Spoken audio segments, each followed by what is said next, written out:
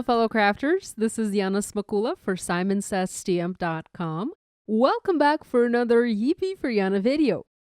The cards I have for you today are all extremely simple to make, and each offers some sort of wordplay. These are fun and quirky to give to your loved one, your partner, or even your close friend. The star of the show for today's project is this awesome Light Me Up stamp set from Kathy Zelski for Simon Says Stamp. This stamp set has loads of wordplay sentiments, such as, "You light me up," "You are the light of my life," "Love you watts and watts," "My light is always on," "We are electric," and more. It also has several images of light bulbs in different shapes. There are additional images in this set, but we will just be using the light bulbs for the cards that I have in mind today. This stamp set has coordinating dies available. They are sold separately, and I encourage you to pick up the dies as well. They not only cut the images, but also the sentiments from this set. Of course, if you have a similar set in your stash, do take it out and play. I urge you to join me and create several punny greeting cards. In addition to this stamp set, we will also need black cardstock to symbolize darkness, yellow cardstock to symbolize light, some Copic marker friendly ink to do our stamping, and a handful of Copic markers to color the light bulbs for our cards. These cards cannot get any simpler. Begin by stamping the images of the light bulbs on white cardstock in Memento TUXEDO black ink.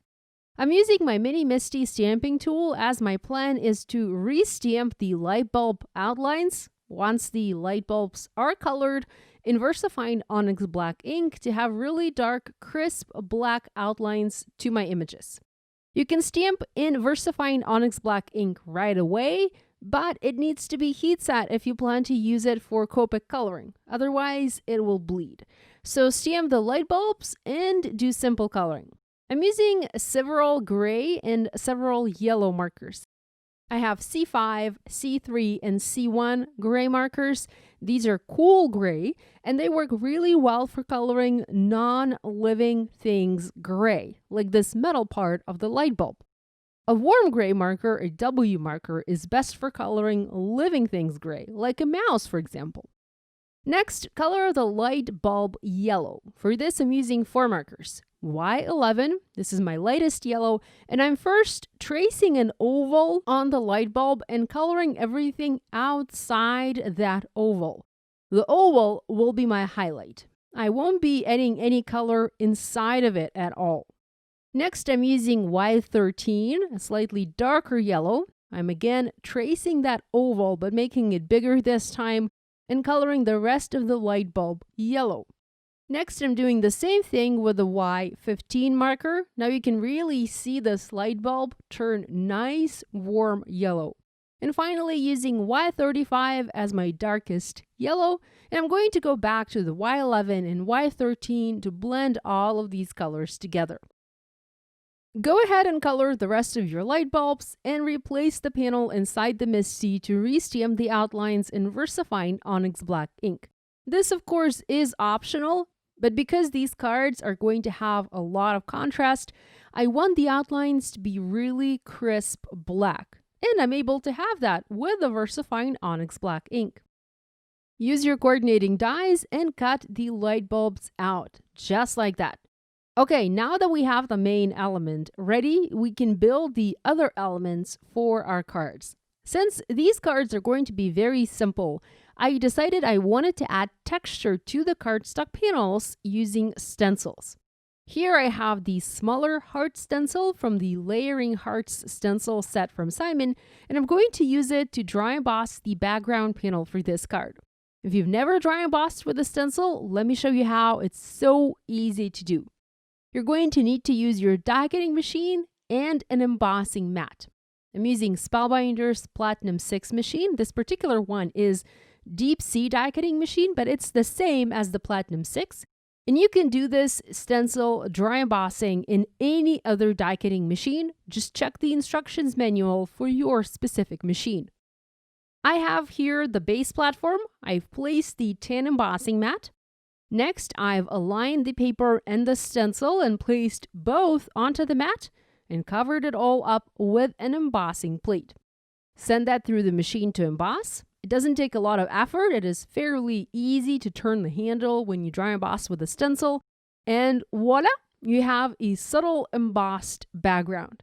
It's not going to be as textured, as deeply embossed as when you use an embossing folder, for example, but still, it won't be as flat as a regular piece of paper. It will have some nice texture to it, adding additional interest to your card. And you have the embossed, the raised, and the debossed side. I prefer to use the embossed side most of the time, but sometimes the debossed side looks fun as well. Next, of course, we need a sentiment. For this, I decided I would heat emboss it in white embossing powder on another panel of black cardstock and cut it out with a coordinating die. You can dry emboss directly on the background, but I prefer not to, especially since I have the coordinating dies to cut my sentiments out. Whenever I dry emboss on a background, my panel tends to warp, and I then have to use some sort of strong adhesive to try and flatten it. So whenever I can avoid embossing directly on the background, heat embossing I mean, I go ahead and emboss on a separate panel, cut it out, and then foam mount or adhere that separate panel onto the background. I've treated the paper with anti-static powder. This helps to keep the embossing nice and neat. It prevents stray embossing powder particles on your finished image. Next, I inked this stamp up with clear embossing ink. I stamped that onto the panel. I then added detail white embossing powder from Simon. And now it's time to heat set the powder and melt it in place. We have a perfect little sentiment for a card. You light me up.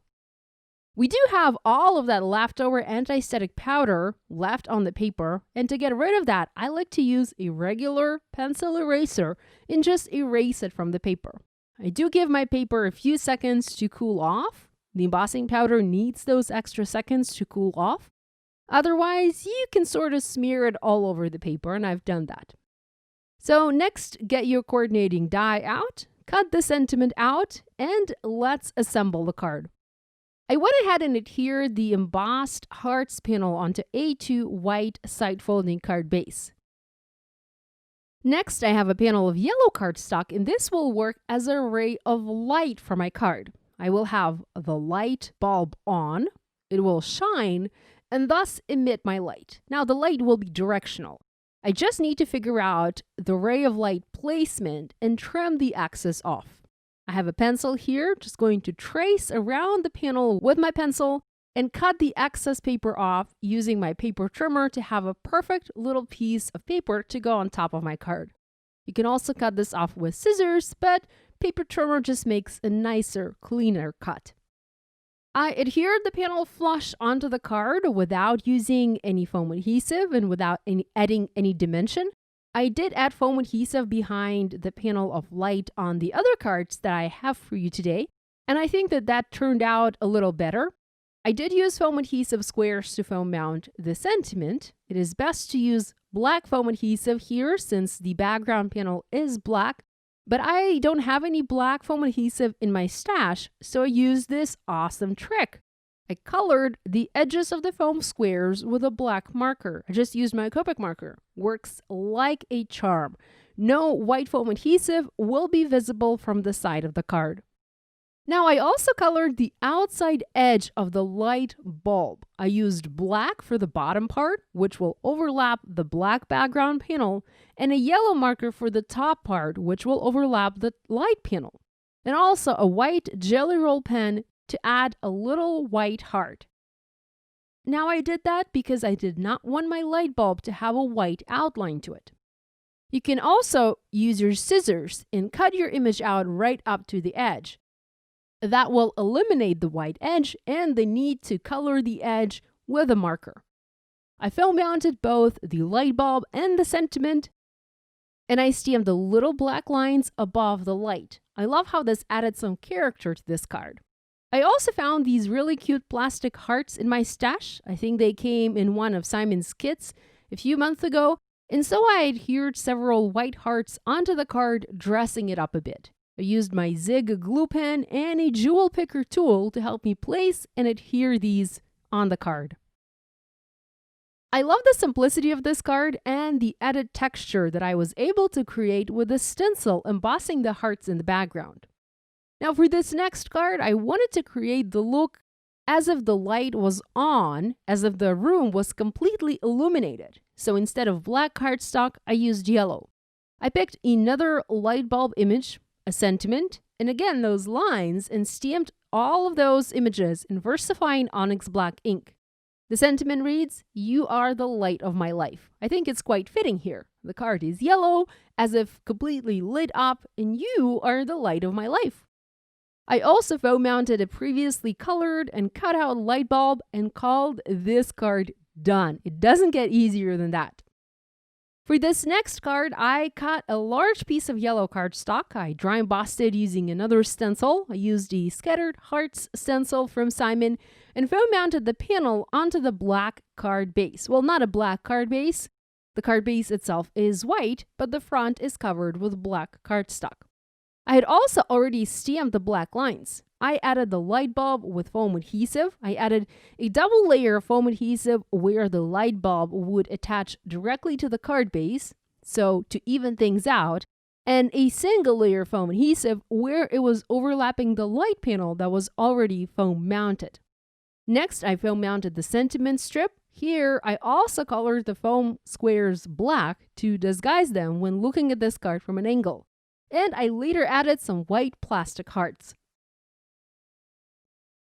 For this last card, I added 2 panels of light as I wanted to incorporate "We Are Electric" sentiment, and that implies having more than one light bulb, and thus more than one ray of light. I dry embossed both panels using the heart stencil, again simply to add some fun texture, and foam mounted both the ray of lights and the light bulbs onto the card. As for the sentiment, I used a foam adhesive strip. This was just easier than adding foam adhesive squares, and foam mounted it over both of the light rays. I then stamped the black lines to finish this card up and added the white plastic hearts. I have 5 cards in total, each featuring a different sentiment and the same concept. You light me up with the dry embossed hearts in the background and a ray of light directed to the top. I love you watts and watts with the 2 light bulbs foam mounted over a star embossed background, again decorated with white plastic hearts. And the all lit up "You Are the Light of My Life" card on a yellow background with the cute white hearts scattered around the card. The "My Light Is Always On" card with an off-centered ray of light that was dry embossed with a scattered hearts stencil. And finally, "We Are Electric" card with the 2 light bulbs that look as if one is leaning against the other, and the 2 rays of light with the dry embossed hearts and the fun sentiment. That's it for me for today. I hope you found this video useful. If you make a card or cards inspired by this video, you guys know the drill. We'd love it if you shared your project online and tagged us on social media. We always enjoy seeing what you make. Be sure to give this video a thumbs up and to subscribe to this channel if you haven't yet done so. Thanks so much for joining me today. Love you guys, and I'll see you next time.